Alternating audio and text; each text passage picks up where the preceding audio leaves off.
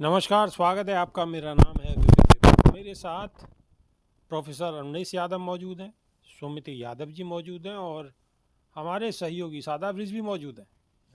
सवाल कांग्रेस नेताओं से ख़ास तौर से किए जाएंगे और कई मुद्दे बड़े अहम हैं इस दौरान। सबसे पहला सवाल, स्वागत है साहब जी, बहुत बहुत धन्यवाद। सबसे पहला सवाल, राहुल गांधी ने आरएसएस प्रमुख मोहन भागवत पर बड़े कड़े प्रहार किए हैं। तो सर, राहुल गांधी आरएसएस प्रमुख पर बड़े तीखे प्रहार कर रहे हैं, क्या कहना चाहेंगे? देखो साहब, राहुल गांधी जी बराबर 3-4 सालों से ये कह रहे हैं कि लड़ाई संविधान और मनुस्मृति की है। अब आरएसएस प्रमुख का जो बयान आया है वो कई मायने में देश को शर्मसार करने वाला है और देश की आज़ादी को का अपमान करने वाला है। दर्शकों को जानकारी दें, मोहन भागवत जी ने ये कहा है कि देश को असली आज़ादी तब मिली जब राम मंदिर का निर्माण हुआ। अब हमें ये बताया जाए कि जो लाखों स्वतंत्रता सेनानी जिन्होंने अपने प्राणों की आहुति दी, पूरी आज़ाद हिंद फौज, नेताजी सुभाष चंद्र बोस, चंद्रशेखर आज़ाद, भगत सिंह, सरदार भगत सिंह, पंडित जवाहरलाल नेहरू, कई क्रांतिकारी 10 साल 20 साल जेल में रहे, तो वो सब क्या था? आखिर आरएसएस के लोग 1947 में जो हम अंग्रेजों को यहाँ से भगाया हमने, तो उसे आज़ादी क्यों नहीं मानते? आखिर अंग्रेजों से इनकी क्या साठगांठ थी? आखिर आरएसएस के लोग अंग्रेजों से जो पेंशन लेते थे, अंग्रेजों से, वो किस काम की लेते थे? तो जाहिर सी बात है, इस बात पे सवाल होना लाजमी है। और राहुल गांधी जी ने जो बातें संघ प्रमुख के लिए कही, बिल्कुल सही कही। संघ प्रमुख की जो सोच है मनुस्मृति से, वो पूरी तरीके से मनुस्मृति में घिरे हुए हैं, मनुस्मृति को दोबारा देश में लागू करना चाहते हैं। और इसी वजह से संघ प्रमुख हों, चाहे प्रधानमंत्री मोदी हों, चाहे बीजेपी के तमाम नेता हों, उनके जो ऊल जलूल बयान आ रहे हैं वो सिर्फ इस वजह से आ रहे हैं क्योंकि देश में संविधान की ताकत को आम जनता ने समझा है। संविधान की बात हो रही है, आरक्षण की बात हो रही है, जातिगत जनगणना की बात हो रही है, और इन तमाम मुद्दों से बचने के लिए इधर उधर की बयानबाजियां बीजेपी के नेता दे रहे हैं। और पहले भी इस तरह की बयानबाजियां बीजेपी के नेता करते रहे हैं। लेकिन इसमें देखने वाली बात यह है कि जो राहुल गांधी जी ने पटना में जो भाषण दिया, उसमें कई बिंदु ऐसे रहे जिसमें बीजेपी पर और प्रधानमंत्री पर खास तौर से तीखे हमले और सीधे हमले किए गए। और ये कई मायने में जो बिहार की जनता है, जहां से क्रांति उपजती है, अब आप ये देख लो, एक बिहार में और लेकिन प्रोफेसर साहब, राहुल गांधी ने तो एक और नया शिगुफा छोड़ दिया है। वहाँ पे सीधा तेजस्वी यादव के लिए मुश्किलें खड़ा कर दी हैं। राहुल गांधी ने कह दिया कि जनसंख्या तो ये फर्जी है, जो यहाँ पे जनसंख्या हुई है, जनसंख्या जाति जनगणना जो हुई है, माफ़ कीजिएगा, जाति जनगणना जो हुई है वो फर्जी है। तो ये तो तेजस्वी यादव के लिए एक मुश्किल खड़ी कर दी है राहुल गांधी ने। इसमें उनका पूरा बयान समझा जाए कि आखिर उन्होंने असली बात जो कही है वो किस कॉन्टेस्ट में कही है। दरअसल जो गोदी मीडिया है वो बयानों को तोड़ मरोड़ के प्रस्तुत करता है। जो जनगणना हुई थी तेजस्वी जी और नीतीश जी के दौरान, जब मिलीजुली सरकार थी हमारी महागठबंधन की, जब वो जनगणना करवाई गई, तो उस जनगणना से जो आंकड़े निकल के आए, उस आंकड़ों के बाद उनका इम्प्लीमेंटेशन, यानी कि उसी अनुपात में जो आरक्षण देने का काम है, जो सरकारी सुविधाएं मुहैया कराने का काम है, जिसकी जिम्मेदारी किसकी बनती? तेजस्वी जी की नहीं बनती। इसकी जिम्मेदारी बनती है मुख्यमंत्री नीतीश कुमार की। और मुख्यमंत्री ने उन योजनाओं का क्रियान्वयन जो जनगणना है उसके अनुरूप ना करवाकर जो पुरानी व्यवस्था चल रही थी उस हिसाब से करवा दिया। प्रोफेसर साहब, आप जो कह रहे हो, मान लिया आपकी बात बिल्कुल सही है, मान लेते हैं कि आप बिल्कुल सही कह रहे हैं। लेकिन आम जनता तो ये नहीं समझ पाएगी। आम जनता तो सीधा सीधा समझ पाएगी कि जो वहाँ जाति जनगणना हुई है वो बिल्कुल फर्जी है। जो राहुल गांधी ने कहा है, तो लोगों में मैसेज तो यही गया, चलिए आपके पास दोबारा आएंगे, आप तो घुमा फिरा के अपने तरीके से पेश कर ही देंगे। सादाब रिजवी, राहुल गांधी ने जो सवाल उठाए हैं जाति जनगणना के ऊपर बिहार के अंदर, तो उससे तो कहीं ना कहीं तेजस्वी यादव की मुश्किलें बढ़ जाएंगी आने वाले चुनाव में।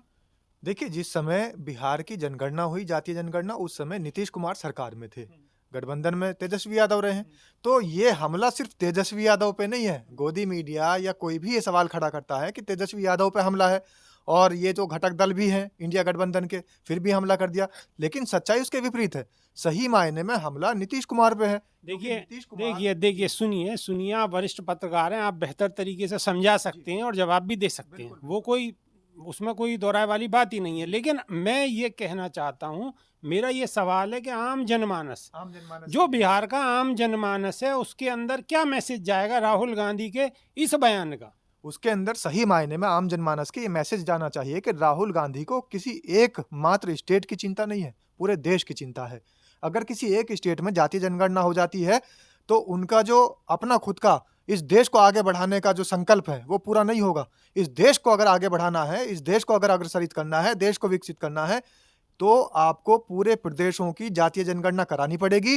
किसी एक प्रदेश की जातीय जनगणना नाम मात्र के लिए जो हुई है, और ये बिल्कुल राहुल गांधी का आरोप बिल्कुल सही है।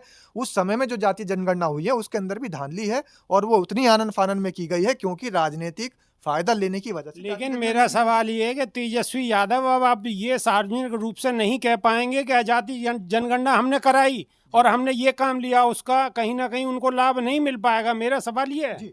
बिल्कुल, तेजस्वी यादव को भले ही लाभ ना मिले, इससे कोई फर्क नहीं पड़ता, क्योंकि केंद्र में अगर जातीय जनगणना होती है तो भी बिहार उसके अंडर में आएगा। बिहार कोई देश से बाहर तो है नहीं, और जब पूरे देश के अंदर जातीय जनगणना होगी तो बिहार का भी नंबर लगेगा। अगर पिछली जातीय जनगणना को गलत ठहरा रहे हैं राहुल गांधी और एक बार और नई तरीके से जनगणना हो जाएगी, दूध का दूध पानी का पानी हो जाएगा। तो ये फैसला तब होगा, लोग, आम जनमानस या लोग या जनता या फिर विपक्ष तब सवाल उठाएंगे जब दोबारा जातीय जनगणना होगी। और दोबारा जातीय जनगणना में बिहार के इस जातीय जनगणना के और नई जातीय जनगणना के आंकड़े बिल्कुल मेल नहीं खाएंगे, तब जाकर सवाल उठेगा तेजस्वी यादव पर। तो हो सकता है कि ये फर्जी निकले, और अगर फर्जी निकली तो राहुल गांधी ने अपने घटक दलों से बताया है कि भाई राहुल गांधी चाहते हैं कि देश का हित हो और देश के अंदर एक बार नए सिरे से जातीय जनगणना हो, जिससे कि पूरे देश को लाभ मिल सके। पूरे देश को लाभ मिल सके। वरिष्ठ पत्रकार हैं, समझा तो बहुत अच्छी तरीके से दिया है, लेकिन फिर मेरा वही सवाल है कि आम जनमानस में इसका मैसेज क्या जाएगा जो राहुल गांधी ने कहा है कि यहाँ की जो जनगणना, जाति जनगणना हुई है वो फर्जी है। क्या कहना चाहेंगे आप? देखिए, नीतीश जी का चरित्र जो है खुद ही डाउटफुल है, तो उनके कृत्य भी तो डाउटफुल होंगे। सर, नीतीश जी की तो बात ही नहीं हो रही है, बात तो राहुल गांधी की हो रही है, राहुल गांधी के उस बयान की हो रही है। बयान की बात हो रही है, उसी के परिप्रेक्ष्य में कह रहा हूँ। किसको लेके किसको टारगेट किया राहुल गांधी जी ने? राहुल गांधी जी ने टारगेट किया है नीतीश बाबू को, और वो इसलिए टारगेट किया है। लेकिन नीतीश जी का नाम नहीं लिया, उन्होंने सीधा सीधा कहा है। राजनीतिक बयान ऐसे ही दिए जाते हैं चौधरी साहब, उसी को माहिर माना जाता है राजनीति का। आप भी तो ऐसा ना हो कि आप भी राजनीतिक बयान ही दे रहे हो। वो वही, यही तो नेताओं की यही तो होनी चाहिए। मेरा सवाल भी तो यही है कि राजनीतिक बयान के आम जनता में क्या मायने निकाले जाएंगे? जनगणना कराने की जो पावर है वो भारत सरकार को है, किसी स्टेट को नहीं है। तो जो प्रॉपर फोरम पे जनगणना होनी चाहिए वो भारत सरकार करा सकती है, तो वो स्टेट गवर्नमेंट तो करा ही नहीं सकती है।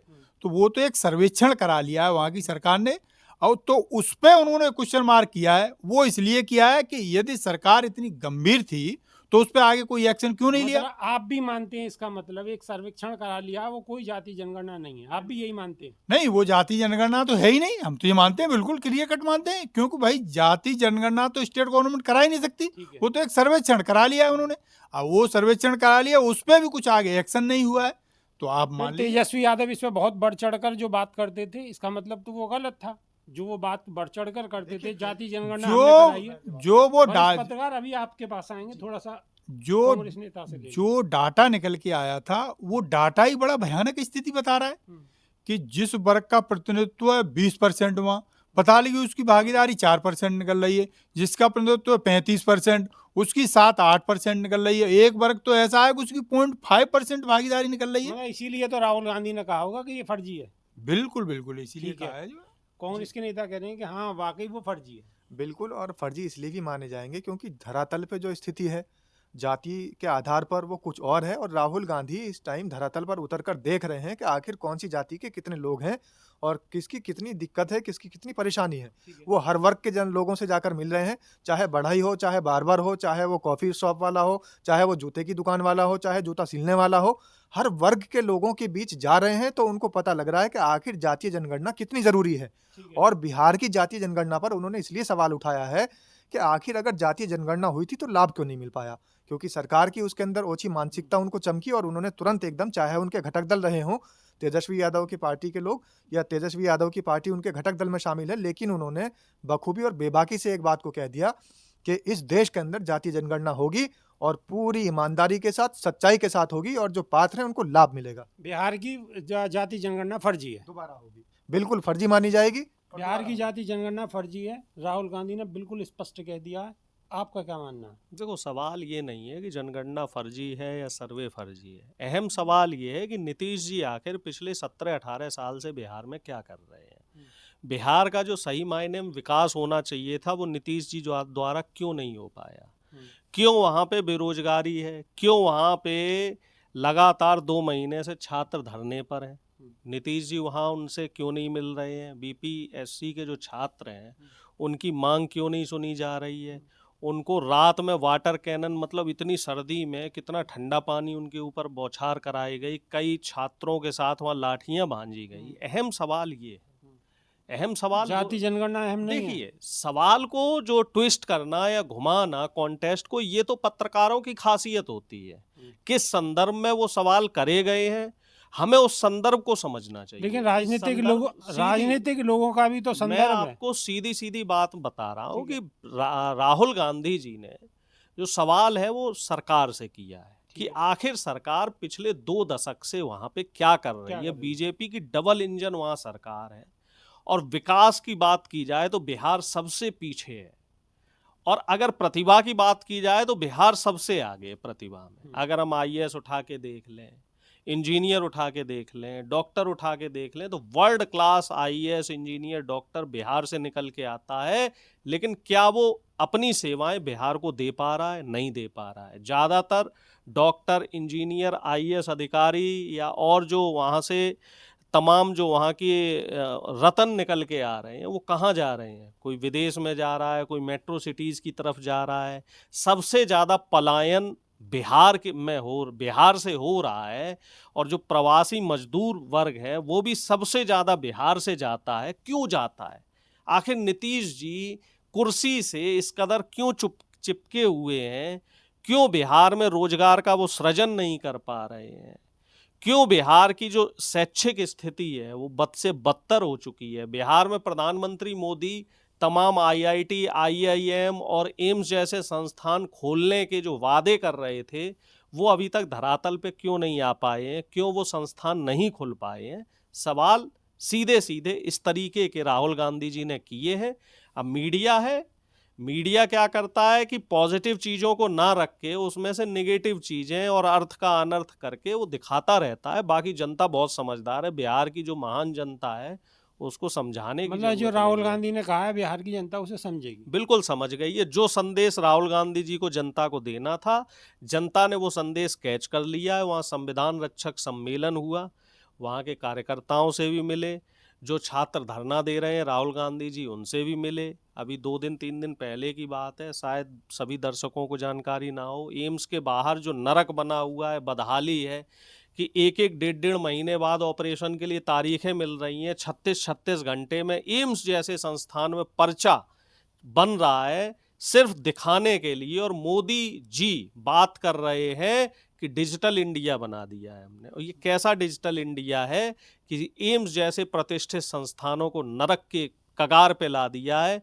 आम जनता बाहर कैसे इलाज कराए? कहीं किसी इलाज का 3 लाख रुपया है खर्चा, कहीं 10 लाख रुपया है बिल्कुल खर्चा। प्रोफेसर, ये आप बिल्कुल सही कह रहे हैं। हम पूरी तरीके से इसमें सहमत हैं कि वहाँ पर बहुत बुरी स्थिति रहती है, लेकिन वहाँ की ये आज की बात नहीं है। वहाँ पहले से ही इसी तरीके से लाइन लगती है। ये बात भी तो गलत है। पहले जो काम हो रहा था जरूरी है वो काम अब भी हो। उस व्यवस्था को क्यों नहीं सुधारा जा रहा है? जब आप इतना गाड़ी कमाई का टैक्स ले रहे हो, टैक्स का को अगर हम कंपेयर करें, मैं 2014 का डाटा और 2025 का डाटा आपको बताता हूं। 2014 में जो हमसे टैक्स लिया जाता था वो कुल टैक्स का मात्र 32% हुआ करता था, और अब जो हमसे टैक्स लिया जा रहा है वो कुल टैक्स का, जो मतलब सरकार रेवेन्यू जनरेट कर रही है टैक्स से, उसका 66% है। यानी कि हमसे दुगने से ज्यादा टैक्स लिया जा रहा है। पहले टैक्स 8% या 11% का स्लैब था, और अब जो टैक्स है वो 18% से लेकर 28% तक लिया जा रहा है। आटा, दाल, चावल, तेल जैसे सामान पे भी टैक्स लिया जा रहा है, बच्चों के दूध पे टैक्स लिया जा रहा है, बुड्ढों की दवाई पे टैक्स लिया जा रहा है, यहाँ तक कि मेडिकल इंश्योरेंस, हेल्थ इंश्योरेंस पे भी टैक्स लिया जा रहा है। और इसके लिए तो नितिन गडकरी जो इनके मंत्री हैं वो भी सवाल कर चुके हैं, हम लोग सवाल कर रहे हैं, लेकिन प्रधानमंत्री जी मौन है, क्योंकि प्रधानमंत्री को फायदा किसे देना है? अपने मित्रों को। मित्र कौन है? अंबानी, अडानी। तो सारा जो कुचक्र है, जो बीजेपी रच रही है, ये कुचक्र, ये सिर्फ इसी वजह से रच रही है कि देश की जो गरीब जनता है, इस समय महंगाई की हम बात करें तो महंगाई सबसे ज्यादा, अगर प्रपोर्शन देखा जाए तो सबसे ज्यादा महंगाई का प्रपोर्शन हमारे देश में ही है। प्रोफेसर, अगर ये कुचक्र है तो जनता आखिर इस कुचक्र में क्यों फंसी हुई है? नहीं, क्या आप बेहतर तरीके से जनता को, सवाल सुनिए, सवाल सुनिए, क्या आप बेहतर तरीके से जनता को समझा नहीं पा रहे हैं या जनता समझ नहीं पा रही? क्यों नहीं समझ रही जनता? नहीं समझ रही होती तो 400 सीटें आने देती क्या? आप ये बताइए। मतलब पूरा नहीं समझी? प्रधानमंत्री, मतलब आपका ये कहना है कि जनता पूरा नहीं समझी? समझ गई। प्रधानमंत्री 400 कह रहे थे। अगर बीजेपी की बात को जनता इतना सर माथे पे रख रही होती तो बीजेपी 400 पे पहुंचती, 240 पे नहीं रुकती। और 240 भी सीटें जो उनकी आई हैं वो कैसे आई हैं पूरा देश जानता है। किस तरीके से ये लोग सरकारी महकमे का दुरुपयोग करते हैं। जो चुनाव आयोग है, चुनाव आयोग को किस तरीके से शिकंजे में कसा है, सीबीआई, ईडी जैसे जो संस्थान है उन पे कब्जा किया हुआ है। और इस कब्जा किसका है? आरएसएस का कब्जा है, सब जानते हैं। अब इसके बाद जो हरियाणा का चुनाव हुआ, जो आपका महाराष्ट्र का चुनाव हुआ, वो चुनाव में भी बहुत धांधली हुई है, और ऐसी धांधली हुई है, उस धांधली का रिकॉर्ड देने को चुनाव आयोग तैयार नहीं है। तो असली जो लड़ाई है वो एक सिस्टम से लड़ाई हो रही है, जो आरएसएस और बीजेपी का सिस्टम। बिल्कुल ठीक है। अब आपने ये सवाल उठाया कि धांधली हुई है। अगर धांधली हुई है तो इस धांधली को आखिर कैसे सुधारा जाएगा? इसका कुछ ऐसा है कि जिस तरीके से इसमें सुधार आ सके? बिल्कुल भाई, जनता के हाथ में तो है नहीं। भाई देखिए, जनता तो समझ गई आपके हिसाब से। आप अभी कह रहे थे कि जनता तो ऑलरेडी समझ गई है। अगर जनता समझ गई है तो फिर ये सुधार कैसे होगा? क्योंकि जनता तो समझ गई है। देखिए, पहले भी इस तरह की धांधली अंग्रेजों ने भी करी थी। जब जब डेमोक्रेसी को खतरा होगा तब तब जनता सड़क पे आएगी, आई है।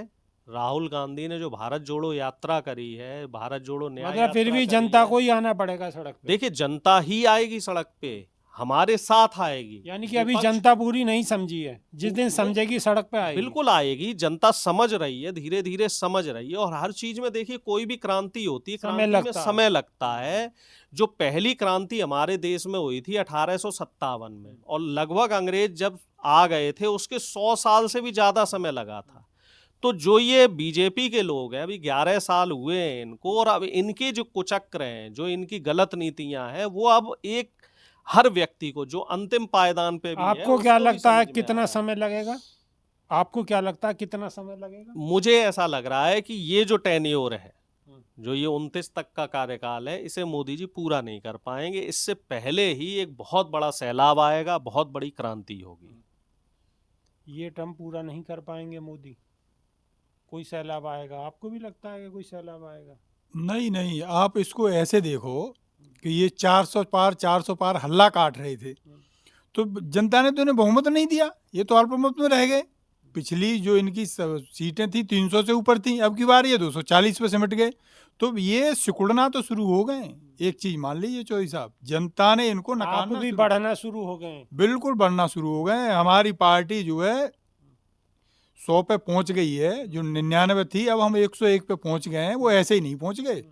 लोगों में इनको लेके एक बहुत बड़ा, क्या कहना चाहिए, असंतोष है, और असंतोष अब लोग जाहिर करने लगे।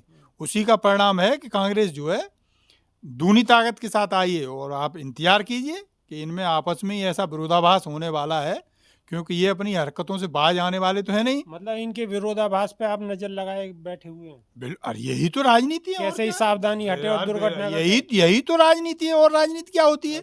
यही तो राजनीति है। ये जब महाराष्ट्र में हमारे ये शपथ दिला सकते हैं, सुबह पता लगी रात के अंधेरे में ही, भोर में ही ये शपथ दिला सकते हैं, तो हम इस पर भी नजर भी ना रख सकते? क्या बात कह दी आपने साहब जी, इसी का नाम राजनीति है। सादा ब्रिज भी यही राजनीति है, सावधानी हटी और दुर्घटना घटी। यानी कांग्रेस बिल्कुल नजर टिकाए बैठी है कि कैसा ही मौका लगे और बस। देखिए, सबसे बड़ी बात यह है कि कांग्रेस नेता और कांग्रेस का जो शीर्ष नेतृत्व है, वो इस समय संविधान को बचाने की जद्दोजहद में लगा हुआ है। और संविधान को बचाने की जद्दोजहद इस देश को बचाने की जद्दोजहद है। आज के समय में जो भारतीय जनता पार्टी सत्ता में जब शुरू में आई थी 2014 में, तो उन्होंने बहुत सारे वादे किए थे और जनता ने उन वादों को सुनकर इनको सत्ता में पहुंचाया था। लेकिन वो वादे, जब जनता को पता लगा कि वो वादे नहीं थे, सिर्फ जुमलेबाजी थी, तो जुमलेबाजी का जब खुलासा हुआ, दूसरी बार जब इन्हें लगा कि अब ये सत्ता में नहीं आएंगे, तो फिर ईवीएम का खेल हुआ, क्योंकि ईवीएम तो इनके पास थी ही। और इन्होंने पहले लेकिन सादा ब्रिज में आपने कहा ईवीएम का खेल हुआ, अगर ईवीएम का खेल हुआ तो ये सारी विपक्षी पार्टियां ईवीएम पर ही सीधा सवाल क्यों नहीं उठाती हैं? बिल्कुल उठाया। कौन सी विपक्ष पार्टी ऐसी थी जिसने ईवीएम पर सवाल नहीं उठाया? बल्कि प्रदेश के जो नेता थे, उधर से अखिलेश यादव चुनाव से पहले ही, मतदान से पहले ही सवाल उठा रहे थे कि मतदान में गड़बड़ियां हो रही हैं।